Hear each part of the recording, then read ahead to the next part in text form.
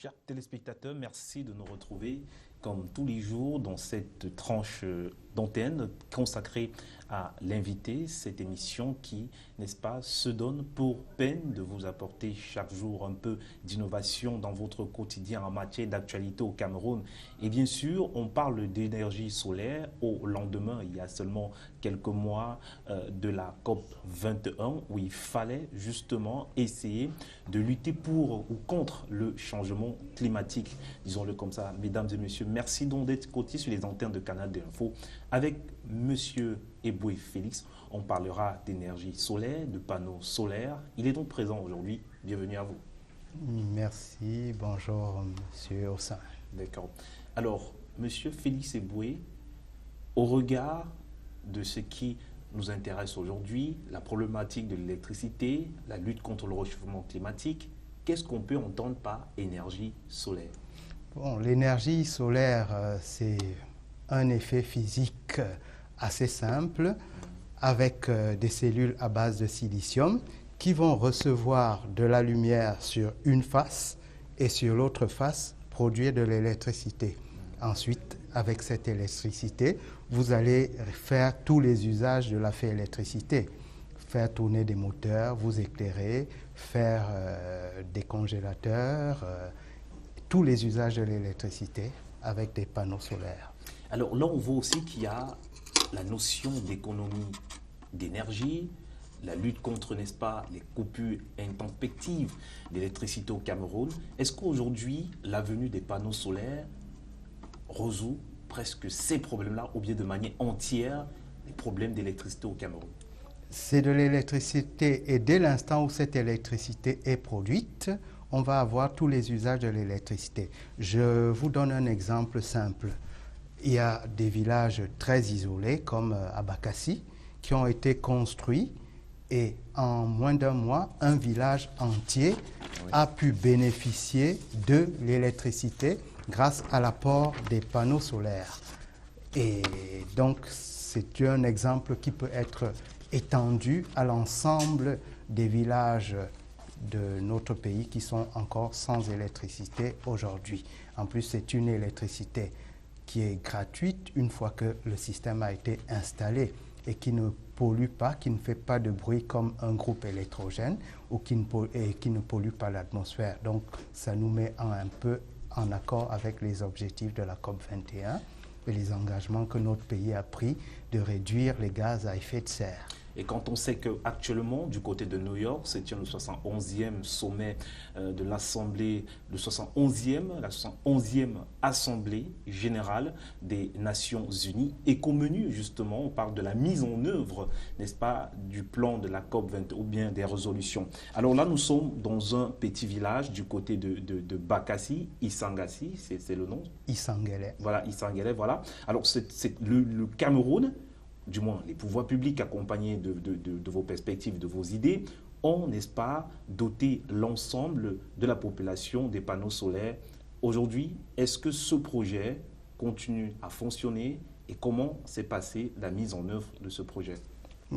Les constructions ont été réalisées par le génie militaire du Cameroun et les installations ont été réalisées par notre société, Magisama Technologies, en 3 semaines.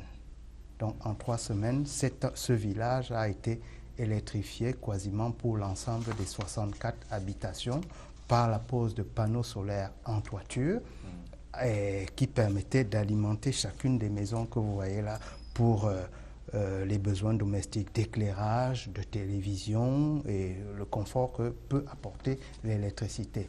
Ceci sans bruit, sans émission de gaz à effet de serre. Donc là, on voit une façon d'accompagner même ces différentes résolutions de la COP21. Alors, dites-nous, Félix Eboué, est-ce que vous croyez aujourd'hui que le Cameroun prend conscience de l'importance des panneaux solaires, de l'énergie solaire? Pour une grande part, oui, nos dirigeants ont pris conscience parce que ça, c'est un projet étatique. C'est le MENIEPIA qui a réalisé ce projet avec l'aide du génie militaire et de Magisama Technologies. Donc, ça, c'est une initiative de notre gouvernement. Il y a eu d'autres projets que le gouvernement a mis sur pied. Et donc, dans une large part, oui. Mais ce secteur ne peut se développer que quand l'État prend des initiatives avec quelques citoyens déjà éclairés et avertis qui peuvent aussi mettre ce genre d'installation chez eux pour le plus grand bénéfice de l'ensemble de la communauté et également de la terre tout entière à qui nous laissons, nous empruntons la terre, mais nous la laissons en héritage à nos enfants. Donc cette initiative contribue à la réduction des gaz à effet de serre et donc à un avenir meilleur pour les générations qui viendront après nous. C'est l'occasion aussi de saluer le partenariat public-privé parce qu'on rappelle que vous êtes directeur des opérations à Makissa Technologies Soleil, qui est d'ailleurs situé ici même à Douala-Nudedo, à l'école Le Petit Monde. Alors, lorsque on s'engage en tant que directeur des opérations à trouver un partenariat avec l'État, comment on parvient à convaincre l'État que l'énergie solaire est importante pour la nation? Comment vous y êtes arrivé?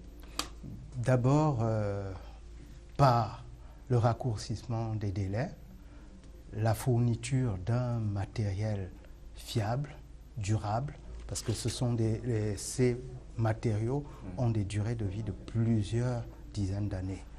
Et ensuite, il faut être capable de les mettre en œuvre correctement.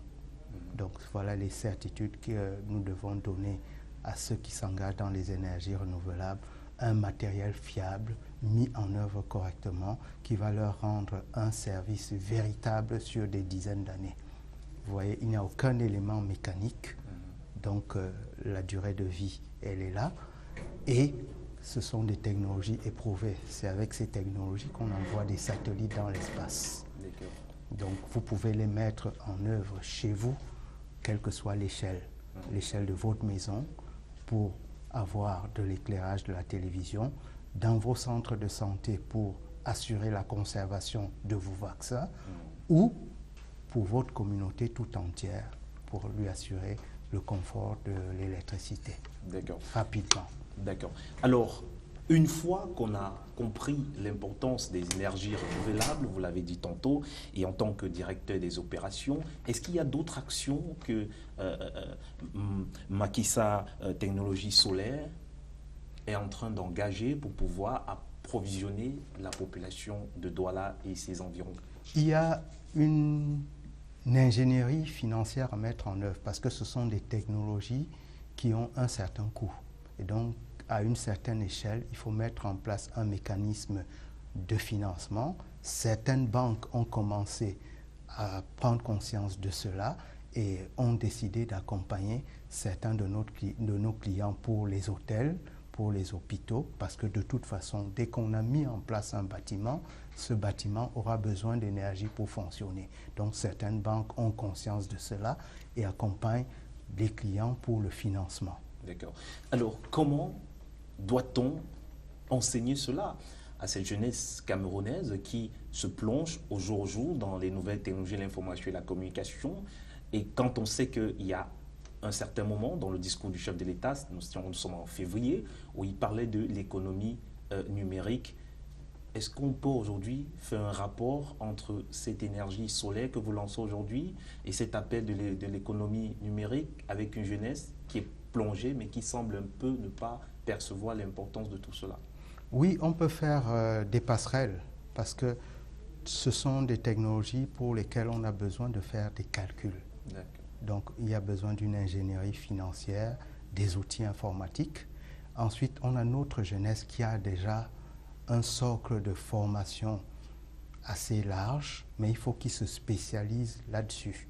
Donc, nous accompagnons des établissements publics, des universités, des grandes écoles, en accueillant des stagiaires et nous les faisons monter en puissance de manière opérationnelle en faisant qu'ils nous accompagnent à travers les missions dans le pays. et ça les rend opérationnels et ça permet de coupler ces technologies avec la maîtrise des outils informatiques pour le suivi des installations qui ont été réalisées et les calculs qui sont nécessaires pour le dimensionnement fiable des systèmes en termes de section de câbles, puissance à installer, financement à obtenir, coût. On a besoin de maîtriser les outils informatiques. Alors, sans doute, ceux qui nous regardent dans nos quartiers se demandent un peu comment ça marche que tout petit appareil capte de l'énergie, puisse donner de l'électricité. Est-ce que vous pouvez nous expliquer cette magie-là, en quelque sorte? La magie, chaque jour, Dieu nous envoie ses rayons du soleil.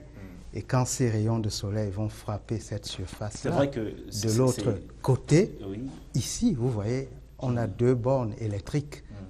Voilà, j'ai une petite pile solaire. Quand je vais rassembler plusieurs piles, comme vous rassemblez plusieurs piles pour faire fonctionner votre poste radio, vous avez de plus en plus d'énergie. Et vous pouvez arriver à avoir des grands panneaux comme ceci et d'autres beaucoup plus grands. Vous assemblez les panneaux, ça vous fait encore beaucoup plus d'énergie et vous pouvez même avoir une ferme solaire. Ça doit coûter cher quand même pour avoir un panneau solaire. Ça coûte cher, mais aujourd'hui, dans certaines régions du Cameroun, je prends le cas dès que nous sommes au nord, que vous mettiez en œuvre votre installation solaire ou que vous vous raccordiez au réseau général, le kilowattheure que vous allez consommer sera au même prix. Ah bon? On a une parité entre le coût de notre opérateur national et le coût Eneo, pour ne pas le citer, et la mise en œuvre de vos panneaux solaires chez vous. Au nord, à partir du nord, ça vous revient au même prix, le kilowattheure d'électricité produit. Mais quand même, on s'attendait quand même que l'énergie solaire arrive et puisse résoudre les problèmes des au Cameroun et que l'accès soit facile. Mais là, la Bayam Selam aura du mal à entrer en possession d'un panneau solaire. Il y a encore là notre problème à résoudre. Effectivement, comparé à une facture mensuelle, il y a quand même une mise de départ à faire. Donc là, c'est aux banques de jouer leur rôle, d'étaler le financement d'une installation sur plusieurs mois, même au niveau de la Bayam Selam avec sa microfinance. Alors, parce qu'il nous reste seulement quelques minutes pour sortir de cette émission, avant de revenir au panneau solaire, j'aimerais qu'on invoque le sujet qui est d'actualité aujourd'hui. Il s'agit justement de cette 71e Assemblée générale de l'ONU qui parle justement des réfugiés, la crise des réfugiés, l'une des problématiques très sensibles actuellement. Quel est le regard que vous faites aujourd'hui sur la problématique des réfugiés dans le monde? Les réfugiés dans le monde, ce sont des humains comme nous.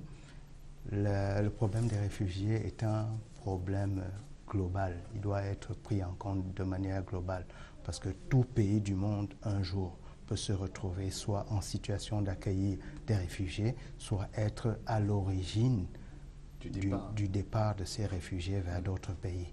Donc il faut qu'on le prenne de manière globale. Le Cameroun fait déjà sa part dans les régions de l'Est, de l'extrême nord.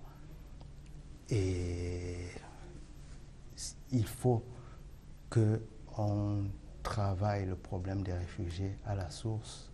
Donc c'est surtout la pauvreté, la mauvaise répartition des richesses qui va générer des guerres et ces guerres qui vont générer des déplacements de réfugiés. Donc quand on va prendre en compte la répartition des ressources de manière globale et équitable, on va limiter le besoin pour certains d'aller trouver ailleurs le bonheur qu'ils n'ont pas là où ils sont. Tout comme la répartition d'énergie électrique est donc attendue dans le monde et au Cameroun en particulier. Bien sûr, c'est un projet porté par, n'est-ce pas, le directeur des opérations Macky Sama Technologies Soleil, ici même à Douala, au Cameroun. Alors, un dernier mot et on va partir. Je pense que ça, c'est une solution pour régler rapidement les besoins en énergie de nos populations.